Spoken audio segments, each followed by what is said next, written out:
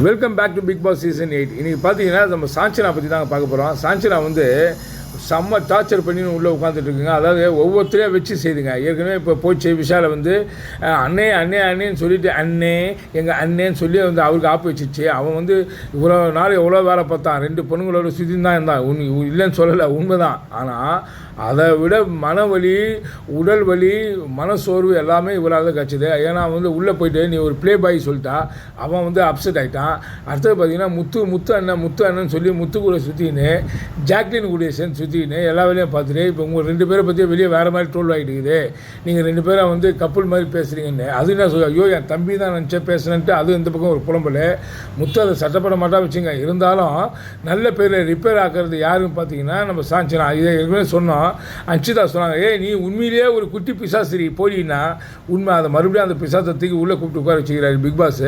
அது என்ன பண்ணுது, என்ன வேலை பார்க்குதுன்னு தெரியல. ஏற்கனவே நம்ம ரவீந்தர் சாரை வந்து இப்போ தான் வந்து ரிவிட் அடிச்சு விட்டார் பிக் பாஸ். ஏன்னா வெளியே என்ன நடக்குதுன்ற எல்லா விஷயத்தையும் அவர் கொஞ்சம் பேச விட்டீங்க வச்சுங்க. அவர் ரிவ்யூவர் தானே, அதனால் எல்லாத்தையும் கப்புன்னு அப்படியே வாந்தி மாதிரி கக்கிடுறாரு. அதனால் உள்ளே கூப்பிட்டு இல்லை இந்த மாதிரிலாம் பேசக்கூடாது, இல்லைன்னா மெயின் டோர் தந்து விட அப்படியே வெளியே ஓடிடுங்கன்ற மாதிரி பேசினார். அதே மாதிரி இப்போ நம்ம சாஞ்சனாவுக்கு சொல்லணும். ஏன்னா சாஞ்சனா உள்ளே உட்காந்து இவங்க இப்போ ஏற்கனவே விஷாலை காலி பண்ணிச்சு. இப்போ முத்துக்குமாரியும் ஜாக்லினும் குறி வச்சு பண்ணிகிட்ருக்கு. இது இடையில் பார்த்தீங்கன்னா சௌந்தர்யா மேலே வன்மம். ஆனால் சௌந்தர்யா கிட்டே போகல. ஏன்னா வெளியே போச்சுன்னா சம்மர் வீட்டு வாங்கன்னு தெரியும் அதுக்கு. ஏன்னா அது உள்ளே இருந்து அவ்வளோ வேலை பார்த்துட்டு வெளியே போயிட்டு திருந்திட்டு உள்ளே மறுபடியும் வந்திருக்கேன் பார்த்தா அது திருந்தாத ஜென்மம் அப்படி தான் சொல்லணும். இப்போ உள்ளே உட்காந்து எல்லா வேலையும் பார்த்துட்டு இருக்குது.